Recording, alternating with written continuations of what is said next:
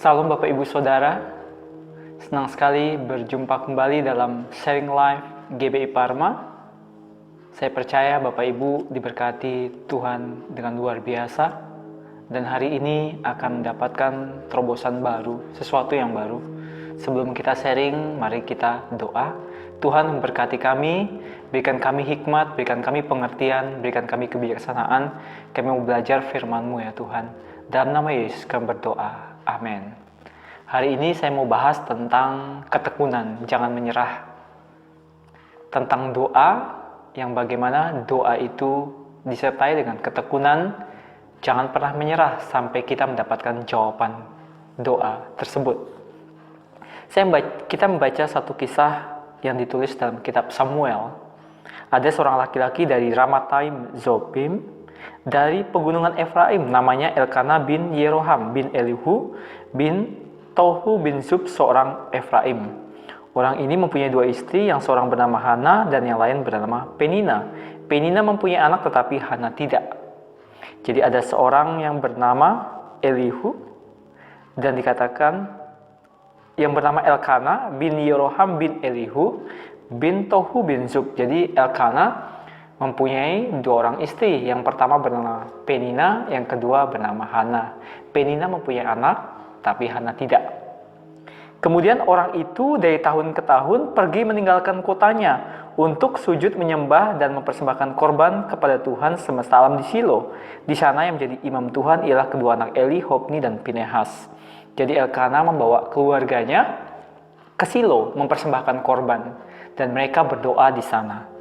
Pada hari Elkana mempersembahkan korban, diberikannya kepada Penina istrinya dan kepada semua anaknya yang laki-laki dan perempuan masing-masing sebagian. Meskipun ia mengasihi Hana, ia memberikan kepada Hana hanya satu bagian, sebab Tuhan telah menutup kandungannya. Tetapi madunya selalu menyakiti hatinya supaya ia gusar, karena Tuhan telah menutup kandungannya. Demikianlah terjadi dari tahun ke tahun. Setiap kali Hana pergi ke rumah Tuhan, Penina menyakiti hati Hana sehingga ia menangis dan tidak mau makan. Lalu Elkana suaminya berkata kepadanya, "Hana, mengapa engkau menangis dan mengapa engkau tidak mau makan? Mengapa hatimu sedih? Bukankah aku lebih berharga bagimu daripada 10 anak laki-laki?" Mereka berdoa kepada Tuhan, mempersembahkan korban, dan Hana mempunyai pergumulan. Dia berdoa, dia ingin mendapatkan seorang keturunan. Dia ingin berdoa agar Tuhan membuka kandungannya, dia mendapatkan seorang anak. Dia berdoa dari tahun ke tahun. Firman Tuhan katakan, demikianlah terjadi dari tahun ke tahun.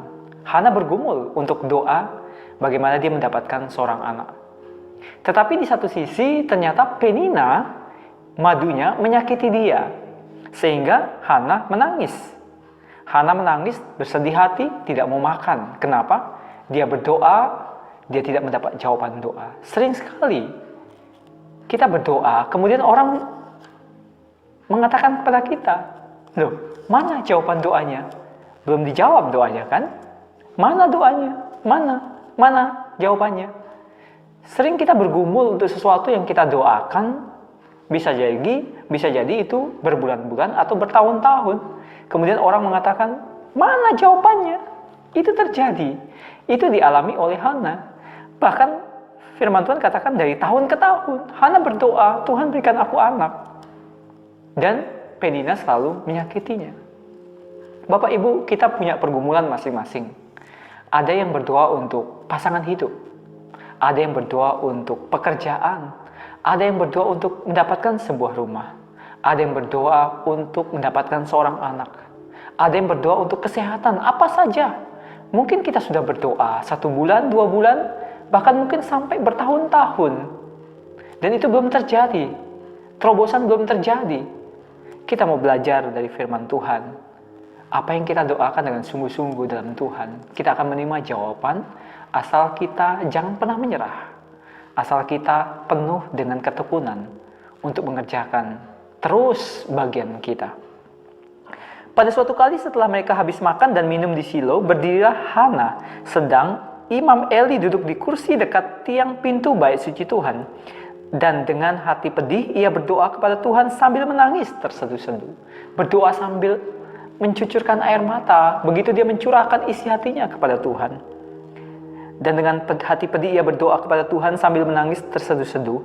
Kemudian bernazarlah ia, katanya, Tuhan semesta alam, jika sungguh-sungguh engkau memperhatikan sengsara hambamu ini dan mengingat kepadaku dan tidak melupakan hambamu ini, tetapi memberikan kepada hambamu ini seorang anak laki-laki, maka aku akan memberikan dia kepada Tuhan untuk seumur hidupnya, dan pisau cukur tidak akan menyentuh kepalanya. Dia berdoa, dia bernazar, Tuhan, kalau engkau berikan aku seorang anak, aku akan serahkan anak ini kepada engkau, Tuhan.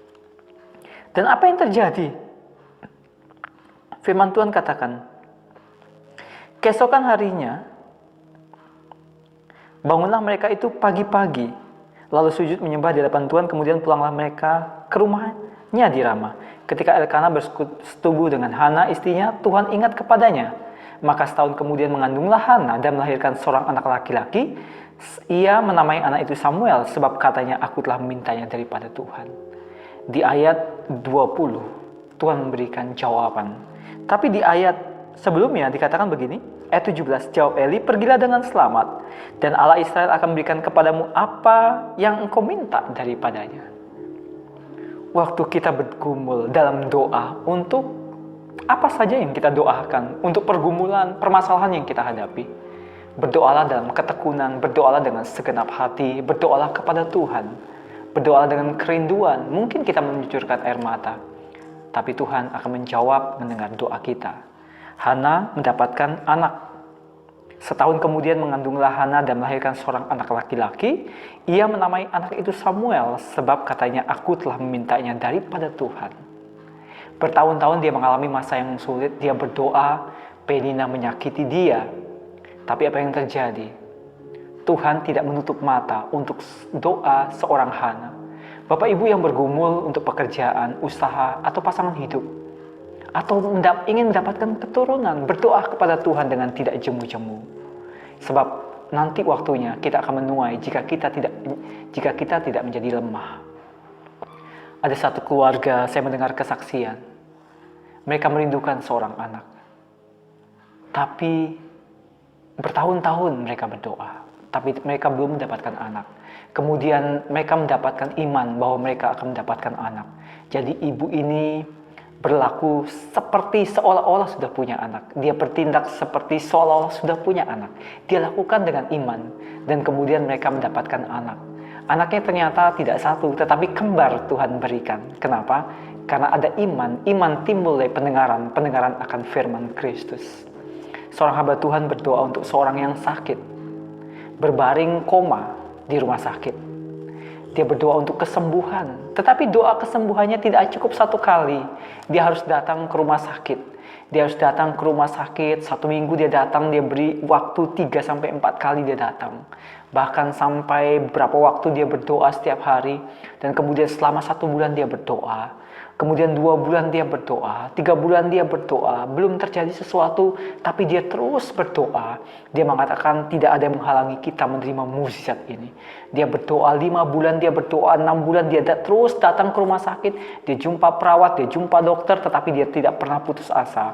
Bulan ke-8, bulan ke-9, bulan ke-10, bulan ke-11, akhirnya tiba 1 tahun, tiba-tiba mukjizat terjadi. Orang yang sakit koma, perempuan yang sakit koma, tiba-tiba Tuhan bangunkan, dia pulih kembali, dia sembuh. Bahkan beritanya itu sampai heboh. Kenapa mukjizat terjadi bagi orang yang koma, yang tidak bisa apa-apa, ternyata Tuhan bisa melakukan mukjizat bagi kita yang percaya. Hana berdoa bertahun-tahun untuk mendapatkan anak, dan dia mendapatkan jawaban doa. Seringkali kita berdoa, Bapak Ibu, kita sedang bertekun, kita sedang bersemangat. Tiba-tiba waktu sudah mau dekat dengan jawaban doa, kita mundur. Kita mundur dan kita tidak berdoa lagi. Kemudian kita berkata, Tuhan tidak menjawab doa saya. Tuhan tidak mendengarkan pergumulan saya. Padahal sudah dekat. Kalau kita teruskan, itu akan terjadi mukjizat. Akan terjadi terobosan. Ayo Bapak Ibu, penting sekali doa ditambahkan dengan ketekunan. Ketekunan itu yang akan membuahkan hasil. Tidak apa-apa Bapak Ibu kalau kita berdoa sama. Misalnya untuk pekerjaan, kita doa yang sama. Hari ini berdoa yang sama. Hari besok sama poinnya. 1 bulan sama, 3 bulan sama, 4 bulan sama. Belum terjadi, terus doakan. Jangan jemu-jemu berbuat berdoa, naikkan doa. Jangan jemu-jemu menaikkan doa kita kepada Tuhan. Jangan jemu-jemu, teruslah berdoa, terus-menerus berdoa. Jangan jemu-jemu dan jangan berhenti sampai kita mendapatkan jawaban doa itu. Ayo Bapak Ibu, apapun pergumulan kita, apapun masalah yang kita hadapi, Tuhan sedang menanti di depan kita. Tuhan sedang menunggu di depan kita untuk memberikan mukjizat bagi kita, untuk memberikan jawaban yang terbaik bagi kita. Segala sesuatu itu indah pada waktunya. Kalau kita berdoa baru 1 bulan, 2 bulan, 3 bulan, 4 bulan, teruslah. Hana bertahun-tahun berdoa untuk seorang anak. Bapak Ibu sudah berapa tahun berdoa? Ayo, kita jangan pernah menyerah. Jangan pernah putus asa. Kalau kita belum dapatkan jawaban doa, berdoalah kepada Tuhan. Curahkan isi hati kita. Nggak apa-apa kita menjujurkan air mata. Nggak apa-apa kita menangis. Nggak apa-apa orang mengatakan yang tidak baik kepada kita. Nggak usah dengarkan. Dengarkanlah Tuhan. Dengarkanlah Tuhan. Dan kita akan melihat mukjizat terjadi dalam kehidupan kita. Saya mau berdoa buat Bapak Ibu semua yang menghadapi pergumulan, permasalahan. Mungkin saudara rindu yang belum menikah, ingin mendapatkan pasangan hidup. Saya mau berdoa, Tuhan berikan pasangan hidup yang terbaik. Atau saudara rindu pekerjaan yang terbaik dari Tuhan. Saya mau berdoa, Tuhan memberikan pekerjaan yang terbaik. Mari kita berdoa, Tuhan berkati anak-anakmu Tuhan yang rindu mendapatkan pasangan hidup. Berikan yang terbaik dari Tuhan. Mereka yang merindukan pekerjaan, Tuhan berikan pekerjaan yang terbaik ya Tuhan. Yang merindukan keturunan anak, Tuhan berikan yang terbaik ya Tuhan. Indah pada waktunya. Engkau memberkati umatmu Tuhan, di mana saja saat ini Tuhan. Bagi Bapak Ibu yang belum percaya kepada Tuhan, yang berkata, aku nggak tahu kalau aku hari ini dipanggil Tuhan. Aku ke neraka atau aku ke surga. Aku nggak yakin tentang keselamatanku. Mari Bapak Ibu ikuti doa saya. Tuhan Yesus, aku buka hatiku. Aku menerima Engkau Yesus sebagai Tuhan dan Juru Selamat. Masuklah dalam hatiku, dalam hidupku ya Tuhan. Dan ampuni segala dosa kesalahanku Tuhan. Dan oleh darah Yesus aku disucikan, kuduskan. Terima kasih Tuhan, terima kasih buat keselamatan yang Tuhan berikan bagiku. Dalam nama Yesus, amin. Mari Bapak Ibu, terus berdoa kepada Tuhan, terus membaca kitab suci, terus baca Alkitab, terus bergabung dalam komunitas. Kalau sekarang masih dalam masa COVID-19, Bapak Ibu bangunlah komunitas. Komunitas yang online, mungkin kita bisa ikut komunitas online. Bergabunglah dengan saudara-saudara kita untuk bertumbuh dalam pengenalan dan takut akan Tuhan. Saya percaya kita semua diberkati Tuhan. Saya percaya apa yang menjadi pergumulan, permasalahan Bapak Ibu, Tuhan mendengarkan dan Tuhan beri kelegaan, kelepasan bagi kita semua. Terima kasih Bapak, Ibu yang sudah bergabung. Tuhan Yesus memberkati. Sampai akhir nafas hidupku, Yesus kau kekasih jiwaku.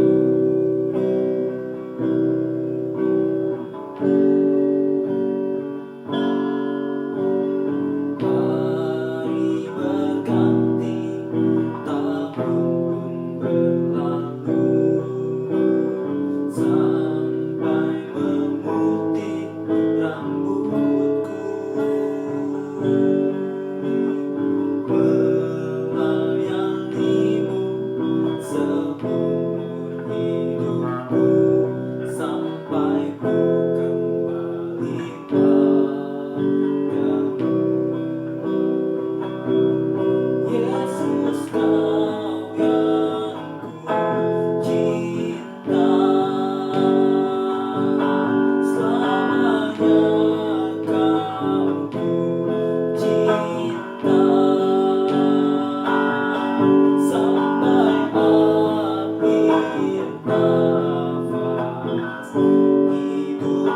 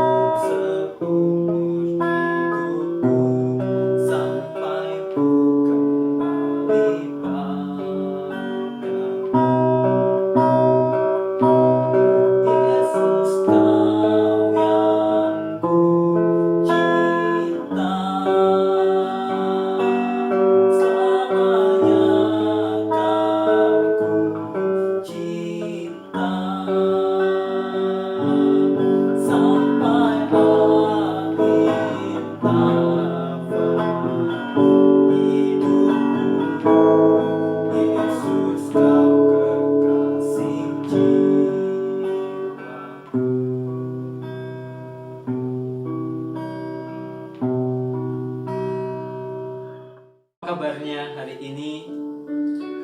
Senang sekali bisa menyapa kembali Bapak Ibu dimanapun Bapak Ibu berada.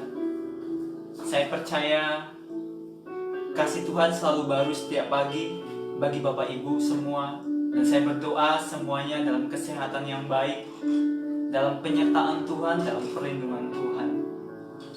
Saya percaya semuanya tetap beribadah walaupun di rumah masing-masing. Pada siang ini, hari ini, saya akan sharing tentang firman Tuhan. Saya berdoa biar firman Tuhan yang saya akan bagikan hari ini menjadi berkat buat Bapak Ibu Saudara, menguatkan Bapak Ibu Saudara. Saya akan sharing dengan tema doa disertai dengan perbuatan baik yang penuh dengan kuasa. Seringkali Bapak Ibu kita berdoa dan kita menunggu jawaban doa, tetapi kita menunggu lama, doa itu tidak terjadi dalam hidup kita.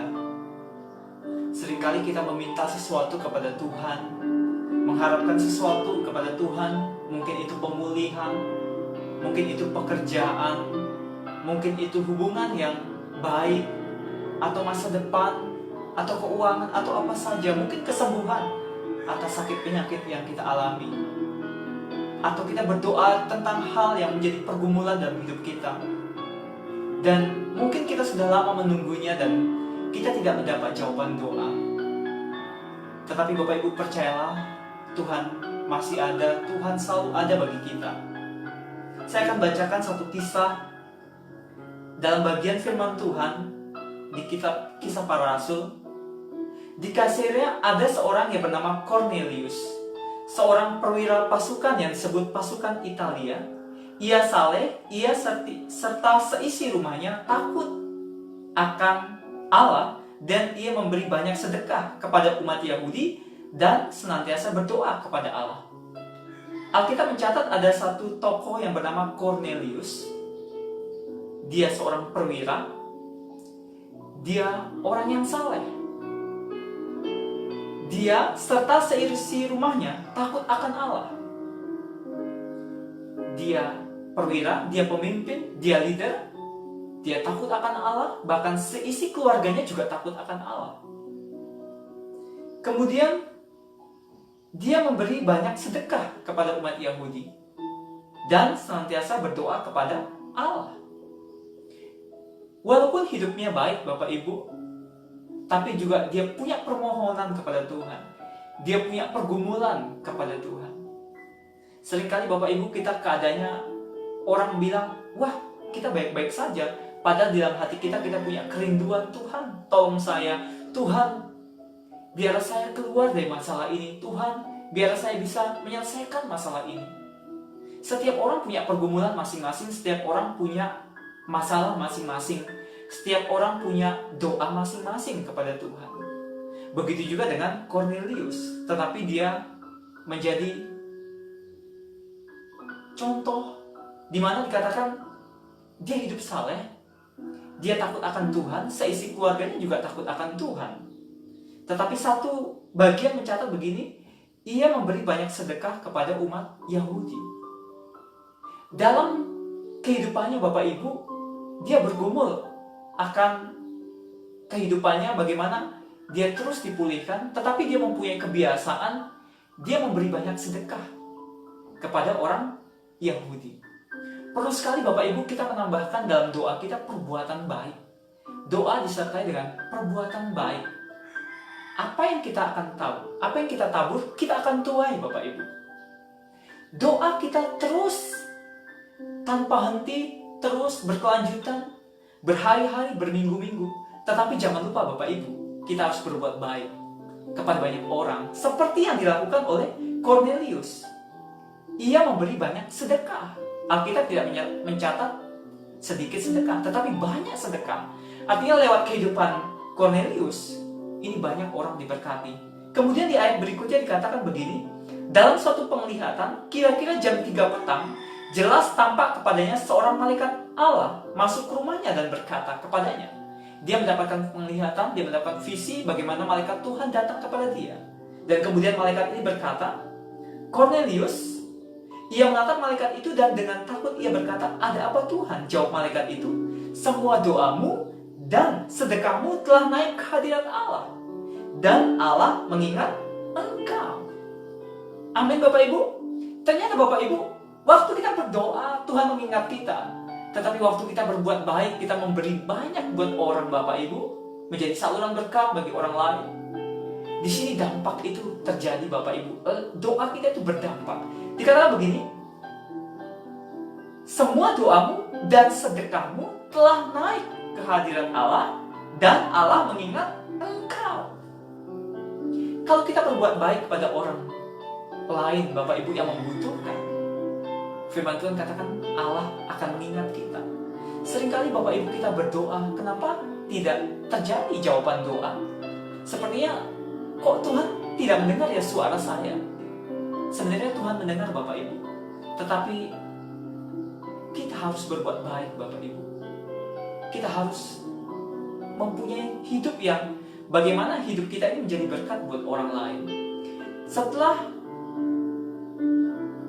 dikatakan firman Tuhan, "Semua doamu dan sedekahmu telah naik ke hadirat Allah, dan Allah mengingat engkau." Di sini Bapak Ibu, dia mengalami perjumpaan, singkat cerita, dia mengalami perjumpaan dengan Petrus. Kalau dibaca di ayat berikutnya dikatakan begini, ketika Petrus sedang berkata demikian, turunlah Roh Kudus ke atas semua orang yang mendengarkan pemberitaan itu, dan semua orang yang percaya dan dari golongan bersunat yang menyertai Petrus tercengang-cengang karena melihat bahwa karunia Roh Kudus dicurahkan ke atas bangsa-bangsa lain juga. Sebab mereka mendengar orang-orang itu berkata-kata dalam bahasa roh dan memuliakan Allah. Lalu kata Petrus, "Bolehkah orang-orang mencegah untuk membaptis orang-orang ini dengan air, sedangkan mereka telah menerima Roh Kudus sama seperti kita?" Jadi Bapak Ibu, ketika doa dan sedekah Cornelius didengar, Tuhan mengadakan pertemuan antara Petrus dan Cornelius. Kemudian dalam pertemuan itu Bapak Ibu, Petrus menyampaikan firman Tuhan dan terjadi pencurahan Roh Kudus. Cornelius dan orang-orang yang ada di rumah itu mengalami lawatan Tuhan, dipenuhi dengan Roh Kudus. Dan kemudian orang-orang di sana, Cornelius dan semuanya, mereka menerima diri mereka dibaptis dalam nama Tuhan Yesus. Bapak Ibu, ada terobosan yang baru Bapak Ibu. Ketika kita datang kepada Tuhan, tetapi Bapak Ibu juga kita membantu orang-orang lain yang membutuhkan. Amin Bapak Ibu. Satu kisah lagi Bapak Ibu, di dalam Kisah Para Rasul. Di Yope ada seorang murid bernama Tabita. Dalam bahasa Yunani, Dorcas. Perempuan ini banyak sekali berbuat baik dan memberi sedekah. Jadi Bapak Ibu, ada seorang murid perempuan bernama Tabita, disebut Dorcas. Dicatat begini, perempuan itu banyak sekali berbuat baik dan memberi sedekah. Amin Bapak Ibu. Menjadi orang Kristen adalah Bapak Ibu, kita diberkati untuk menjadi berkat. Untuk menjadi berkat tidak perlu nunggu kaya dulu Bapak Ibu. Menjadi berkat adalah dengan apa yang ada pada kita. Di sesi sebelumnya saya sampaikan bahwa memberi berkat itu dimulai dengan apa yang Tuhan berikan kepada kita. Tidak perlu menunggu kaya, tidak perlu ada dulu. Dengan apa yang ada pada kita, berikanlah berkat kepada orang lain. Di sini dikatakan seorang murid perempuan bernama Tabita. Ia banyak sekali berbuat baik dan memberi sedekah. Bapak Ibu, kita ini murid Tuhan. Kita ini adalah anak-anak Tuhan. Yang Tuhan mau adalah Tuhan melihat perbuatan kita, perbuatan baik kita Bapak Ibu. Kita berbuat baik bukan untuk masuk surga, tetapi Bapak Ibu, kita menerima Yesus, kita dibenarkan. Kemudian kita harus mengerjakan keselamatan Bapak Ibu. Mengerjakan keselamatan termasuk adalah berbuat baik, memberi sedekah kepada orang lain. Makanya Bapak Ibu menjadi orang Kristen tidak boleh pelit, tidak boleh kikir, tidak boleh menahan-nahan berkat, tetapi harus memberi. Karena kalau kita baca dalam firman Tuhan, karena begitu besar kasih Allah akan dunia ini, sehingga ia mengaruniakan anaknya yang tunggal, sehingga setiap orang yang percaya pada Yesus tidak binasa, melainkan beroleh hidup yang kekal. Tandanya Tuhan mengasihi kita, Dia memberikan Yesus kepada kita. Tandanya kita mengasihi Bapak Ibu, kita harus memberikan apa yang ada pada kita, mengorbankan, memberi yang terbaik. Jadi firman Tuhan katakan, ia banyak sekali, bukan sedikit sekali. Ia banyak sekali berbuat baik dan memberi sedekah. Tetapi pada waktu itu ia sakit lalu meninggal. Tiba-tiba Dorcas meninggal. Dan setelah dimandikan, mayatnya dibaringkan di ruang atas. Lida dekat dengan Iope, ketika murid-murid mendengar bahwa Petrus ada di Lida, mereka menyuruh 2 orang segera kepadanya dengan permintaan, segera datang ke tempat kami. Jadi suatu ketika Dorcas sakit dan dia meninggal. Dan kemudian murid-murid meminta Petrus untuk datang ke sana. Maka berkemaslah Petrus dan berangkat bersama-sama dengan mereka.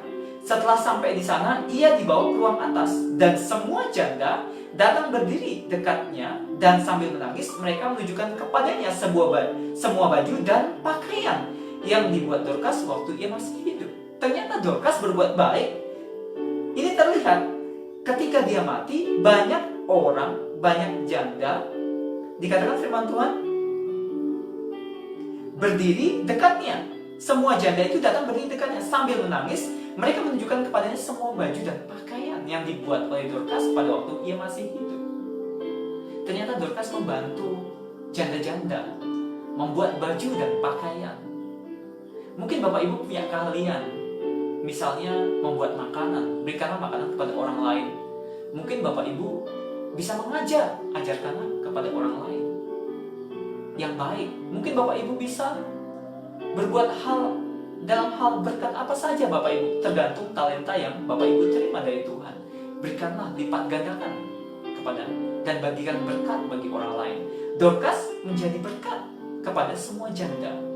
Jadi semua janda datang berdiri dekatnya dan sambil menangis mereka menunjukkan kepadanya semua baju dan pakaian yang dibuat Dorcas waktu ia masih hidup. Ternyata Bapak Ibu ketika dia mengalami kematian, orang-orang yang pernah dia tolong itu datang dan kemudian mereka menangis. Kemudian firman Tuhan, tetapi Petrus menyuruh mereka semua keluar. Lalu ia berlutut dan berdoa. Kemudian ia berpaling ke mayat itu dan berkata, Tabita, bangkitlah. Lalu Tabita membuka matanya dan ketika melihat Petrus, ia bangun lalu duduk. Amin Bapak Ibu. Ternyata mukjizat itu terjadi buat Tabita. Dia sudah mati, dia bangkit. Kenapa dia bangkit Bapak Ibu? Karena kuasa Tuhan. Tetapi kuasa Allah bekerja Bapak Ibu. Banyak orang mengingat kebaikan yang dibuat oleh Tabita, oleh Dorcas Bapak Ibu. Nah bagaimana kita sebagai orang percaya Bapak Ibu? Apakah perbuatan kita akan dikenang sebagai perbuatan baik atau perbuatan yang tidak baik? Apakah kita akan dikenang nanti sebagai orang yang berbuat baik pada banyak orang atau orang yang tidak berbuat baik? Dia seorang murid, sama seperti Cornelius. Dia orang yang saleh, dia takut akan Tuhan dan keluarganya, tetapi dia banyak berbuat baik. Mari Bapak Ibu di era saat ini COVID-19, Corona, kita belum tahu kapan berakhir, tapi kita berdoa biar ini segera berakhir. Ini saatnya gereja Tuhan, ini saatnya kita semua mengambil bagian, menjadi berkat buat orang-orang yang membutuhkan. Firman Tuhan jelas katakan di Amsal 11, siapa banyak memberi berkat, diberi kelimpahan. Kalau kita banyak memberi berkat, Bapak Ibu, kita diberi kelimpahan. Siapa memberi minum, ia sendiri akan diberi minum. Siapa menahan gandum, ia dikutuki orang. Jangan menahan kebaikan buat orang lain, Bapak Ibu, kalau kita bisa melakukan kebaikan itu. Jangan menahan gandum bagi orang lain. Firman Tuhan katakan siapa menahan gandum, ia dikutuki orang. Tetapi berkat turun di atas kepala orang yang menjual gandum. Jangan menahan berkat, kalau itu bagian dia Bapak Ibu. Seorang pekerja berhak mendapat upahnya. Atasan, bos harus memberi kepada pekerjanya dengan baik. Semua orang yang menerima bagiannya, jangan kita tahan Bapak Ibu. Apalagi kita sebagai orang percaya, kita harus banyak belajar menjadi berkat buat orang lain. Siapa banyak memberi berkat, diberi kelimpahan. Siapa memberi minum, ia sendiri akan diberi minum. Tetapi siapa menahan gandum, ia akan diikuti orang. Jangan kita menahan gandum. Hari-hari ini Bapak Ibu, ayo pecahkan roti kita Bapak Ibu. Tapi sekarang masa yang sulit. Bapak Ibu ingat Ishak, pada masa kelaparan ia menabur dan ia menuai 100 kali lipat. Jadi ini saatnya Bapak Ibu, kalau kita nggak menabur, kita nggak akan menuai Bapak Ibu. Saatnya inilah waktu yang menabur Bapak Ibu. Menjadi berkat buat orang lain, memberi sedekah, memberi bantuan buat orang lain. Mungkin di rumah kita ada beras, mungkin di rumah kita ada makanan, berikan kepada orang-orang yang membutuhkan Bapak Ibu. Waktu kita berdoa, kita sudah melakukan perbuatan baik. Ketika malaikat Tuhan datang kepada Cornelius, doamu dan sedekahmu telah diingat Tuhan. Kita rindu mengalami terobosan dalam doa kita Bapak Ibu. Kita rindu berdoa, Tuhan ada terobosan dalam hidup kita. Tapi seringkali kita menahan kebaikan buat orang lain. Seringkali kita tidak mau. Sebenarnya kuncinya di diri kita Bapak Ibu. Ada bagian ayat firman Tuhan yang terkenal, dikatakan begini.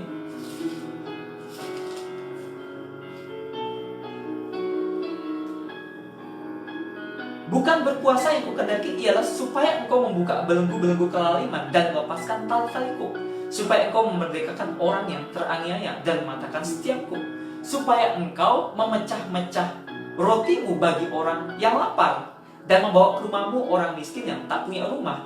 Dan apabila engkau melihat orang telanjang, supaya engkau memberi dia pakaian dan tidak menyembunyikan diri terhadap saudaramu sendiri.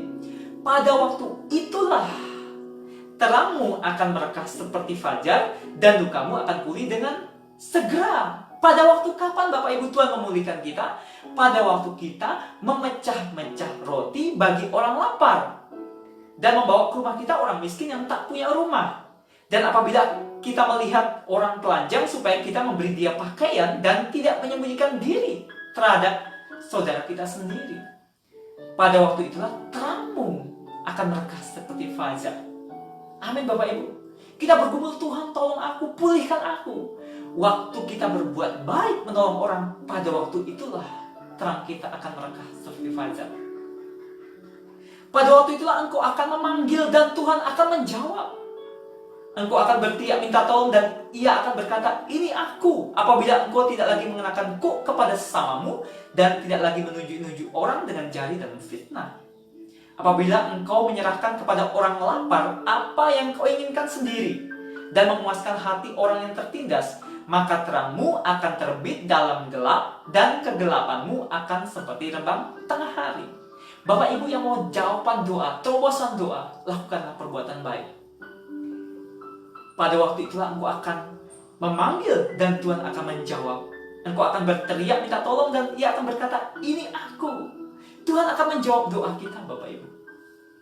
Tapi ingat, doa yang sesuai dengan kebutuhan Bapak Ibu. Saya tidak membahas doa dengan keinginan, doa dengan kebutuhan. Tapi di sesi ini ada saya membahas tentang bagaimana seringkali kita berdoa, kita tidak mendapat jawaban doa. Sebenarnya kita sedang menahan diri kita untuk berbuat baik kepada orang. Mari Bapak Ibu sebagai orang percaya,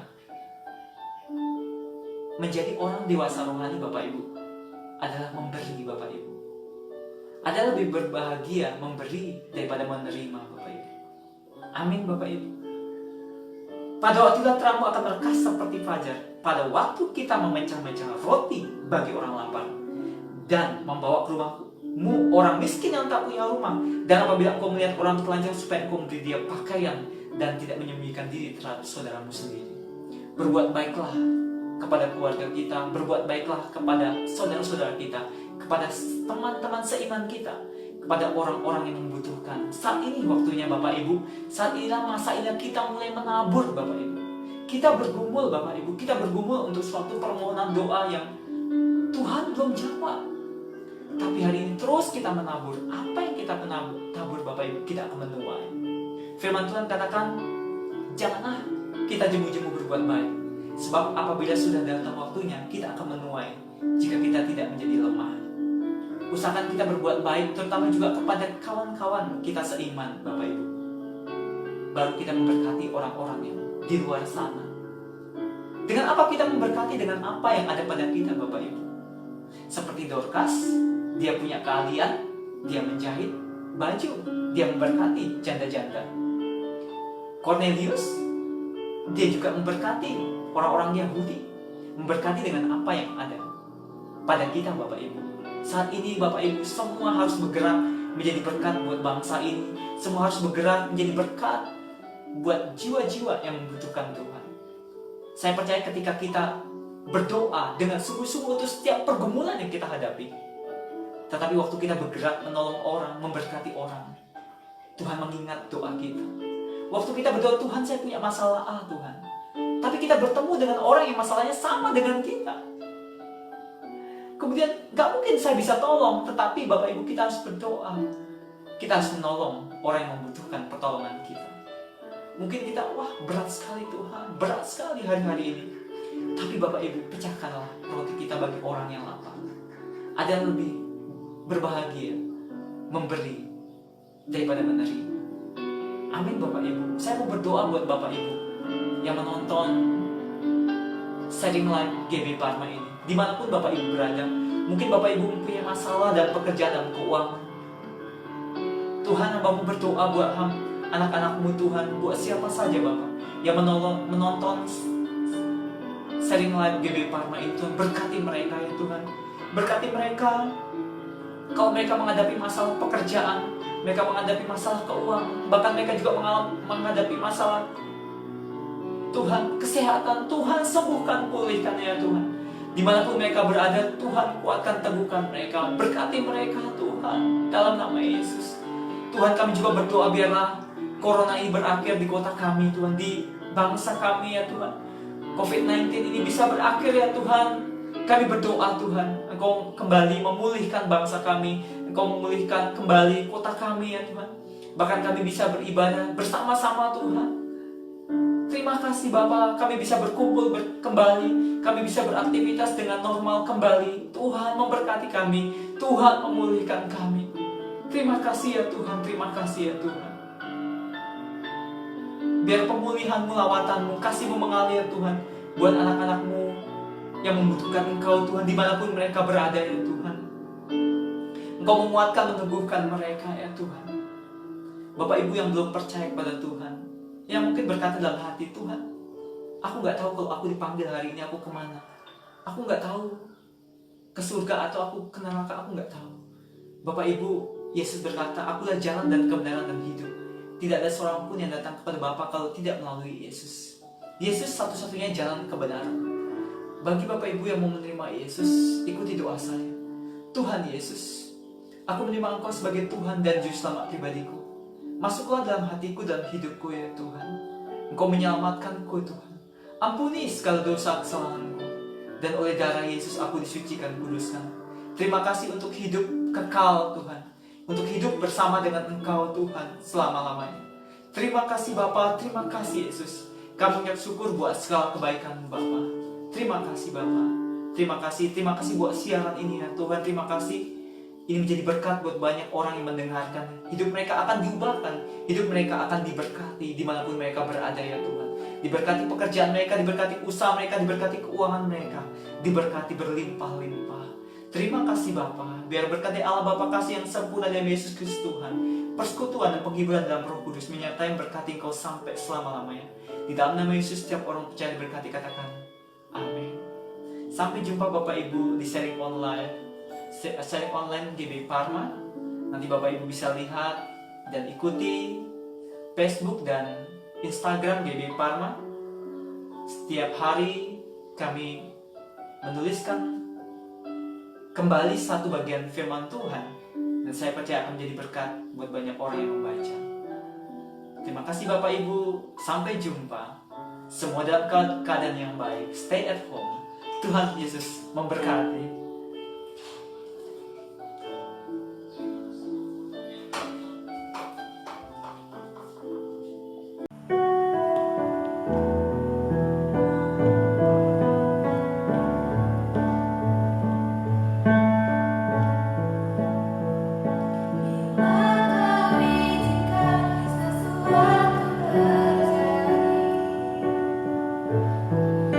Percaya semua untuk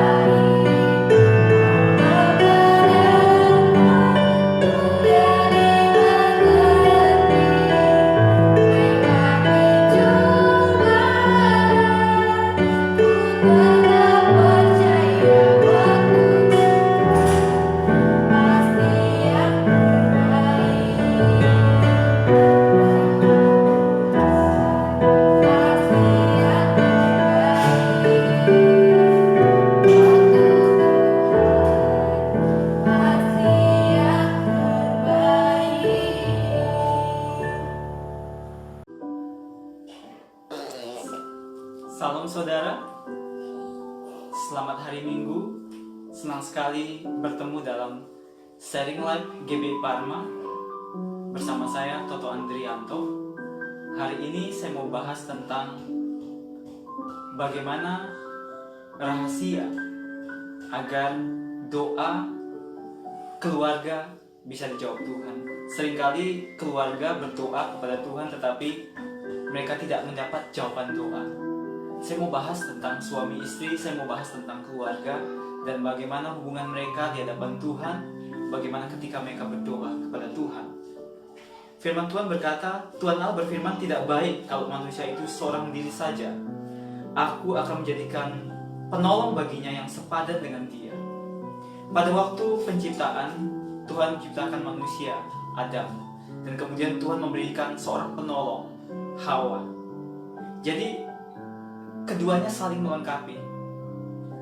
Adam tidak bisa hidup tanpa seorang penolong, dan seorang penolong itu Hawa untuk menemani Adam.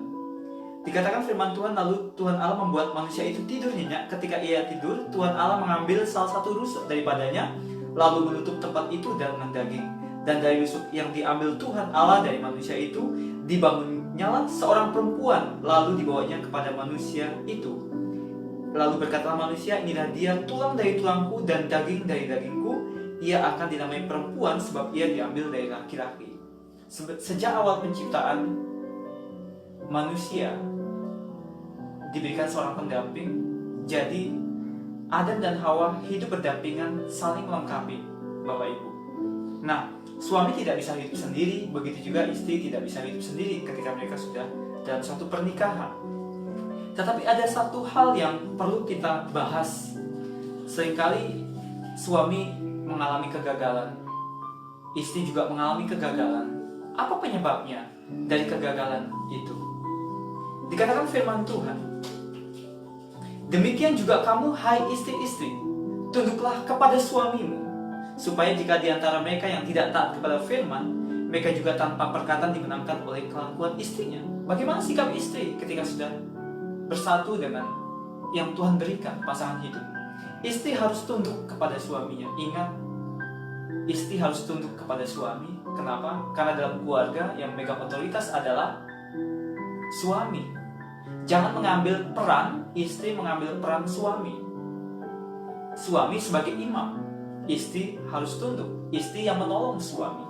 Keberhasilan seorang suami sebenarnya ditentukan oleh sang istri yang ada di samping dia.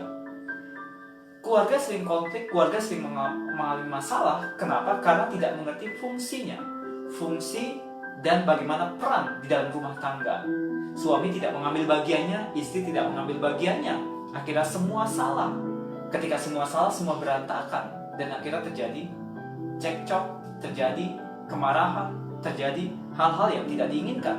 Tetapi poin pertama, Hawa diciptakan untuk menolong Adam. Nah, di sini poinnya adalah seorang istri harus tunduk kepada suaminya. Jadi istri harus memberikan teladan, menundukkan diri kepada suami dengan tulus, dengan mengasihi. Terus bagaimana dengan suami? Firman Tuhan katakan begini, demikian juga kamu, hai suami-suami, hiduplah bijaksana dengan istrimu sebagai kaum yang lebih lemah. Suami tidak boleh otoriter kepada istrinya.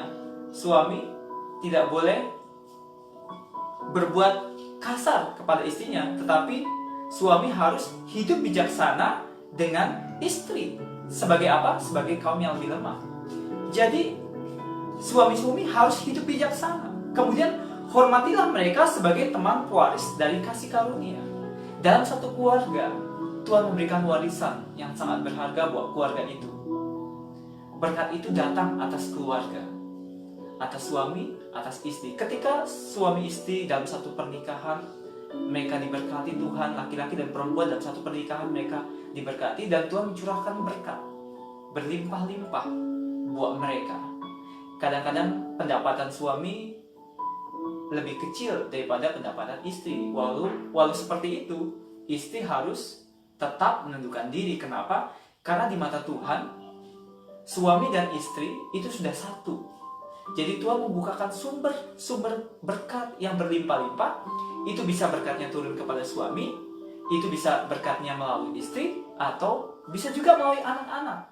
Jadi tidak boleh sombong suami yang banyak rezekinya kemudian mengatakan ini karena kekuatanku, ini karena aku yang berhasil, bukan istriku. Padahal ada pendamping. Jadi Tuhan tuh melihat satu keluarga itu satu di hadapan Tuhan. Jadi walaupun penghasilan suami lebih besar daripada istri, suami tidak bisa mengatakan karena ini keberhasilanku. Atau istri lebih besar penghasilannya daripada suami mengatakan ini karena kesuksesanku. Nggak bisa. Tuhan juga bisa memberikan berkat kepada anak-anak berlimpah-limpah. Tetapi di mata Tuhan adalah mereka tetap satu. Nah, suami harus mengasihi istri. Hidup bijaksana. Hidup bijaksana dengan istri, menghormati istri. Jadi adalah hubungan yang saling mengasihi, saling memberi, saling melengkapi, saling menopang. Tetapi fungsi istri tetap harus mendukung suaminya, mendoakan suaminya. Keberhasilan suami adalah didukung oleh keberhasilan doa daripada seorang istri. Kemudian kenapa seringkali doa itu tidak dijawab? Firman Tuhan katakan,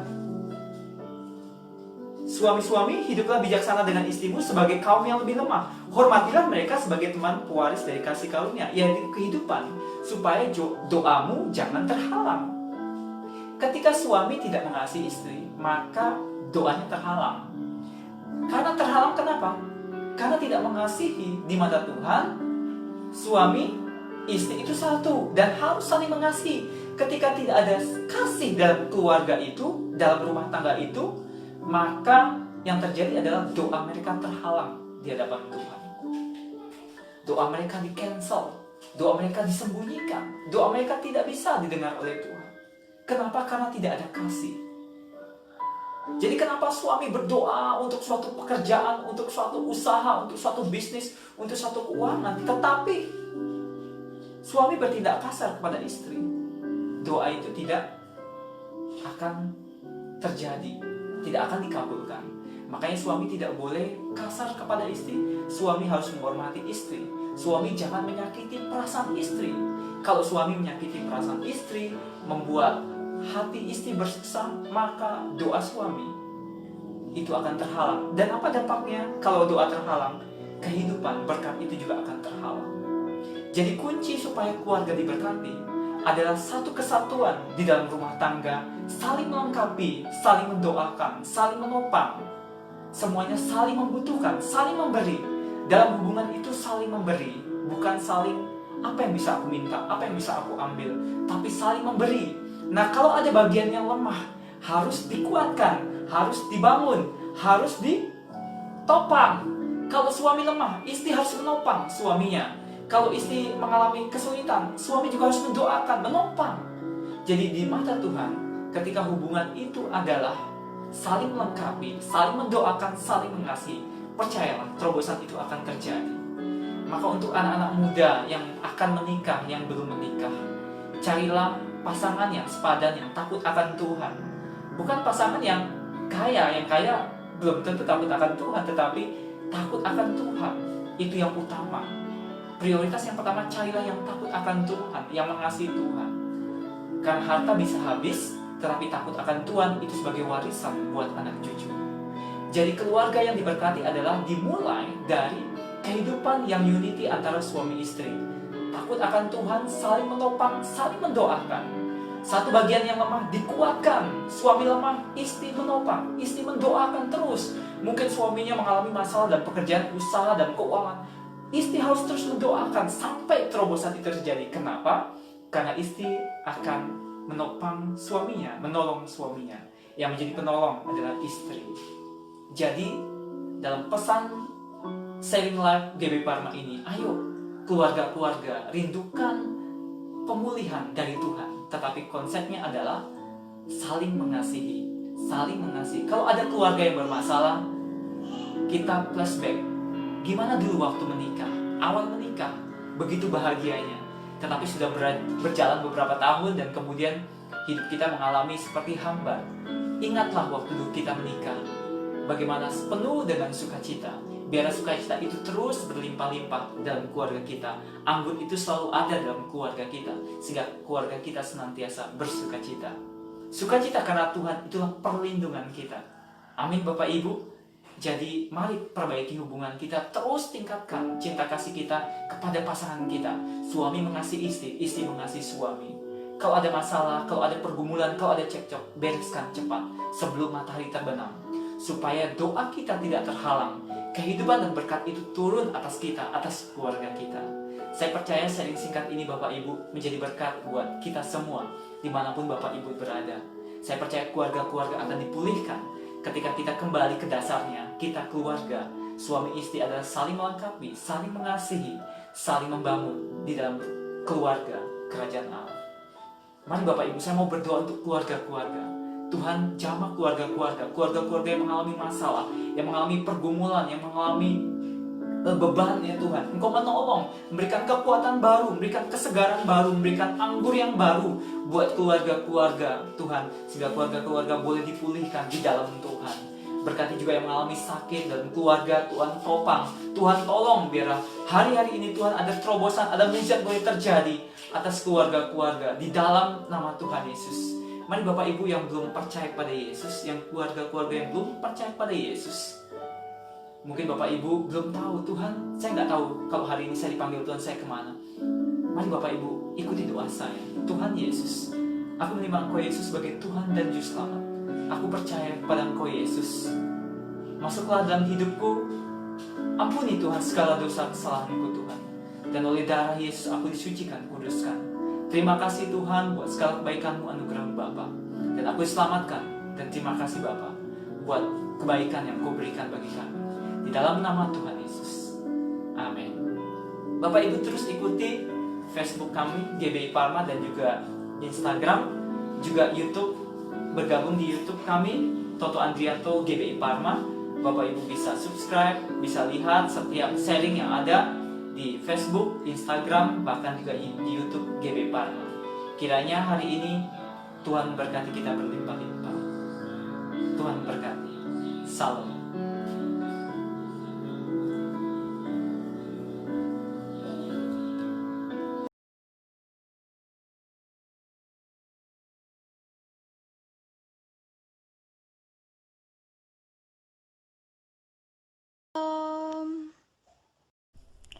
Shalom, hai semua. Jadi kita hari ini akan baca Alkitab. Kita mau baca apa ya di Alkitab? Hari ini kita mau baca Mazmur 91. Yuk kita mulai. Mazmur 91 ayat 1 sampai dengan 16.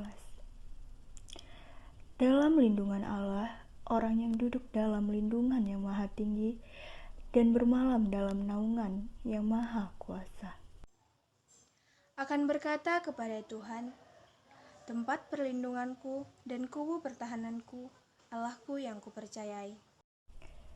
Sungguh, Dialah yang akan melepaskan engkau dari jerat penangkap burung, dari penyakit sampar yang busuk.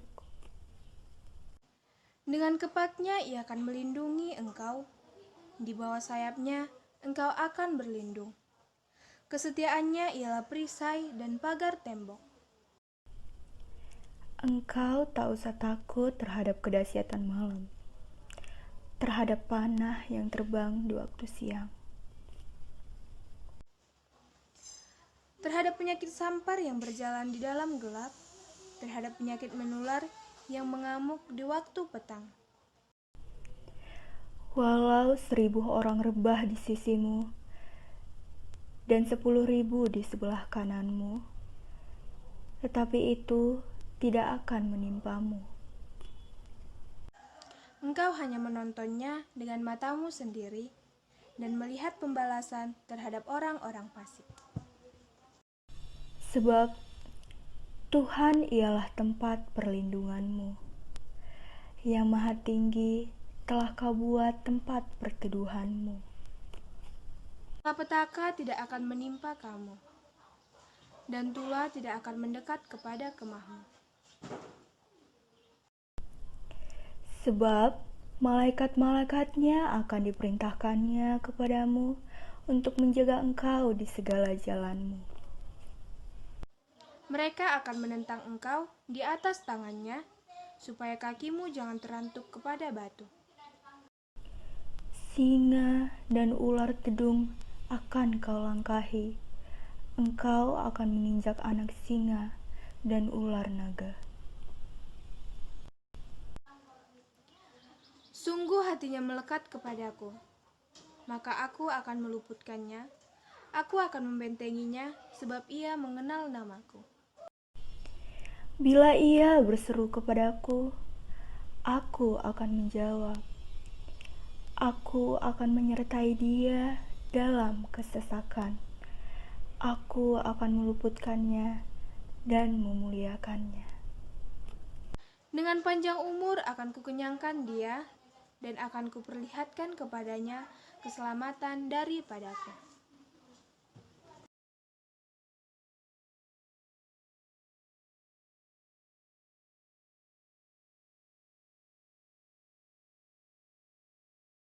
Wah, sudah berakhir saja ya sharing live pada hari ini. Kami berdoa semoga Bapak Ibu Saudara-saudari diberkati Tuhan berlimpah-limpah. Kembali lagi tidak bosan-bosannya kami untuk mengingatkan, jangan lupa like, comment, and subscribe YouTube channel ini. Terima kasih and see you next time.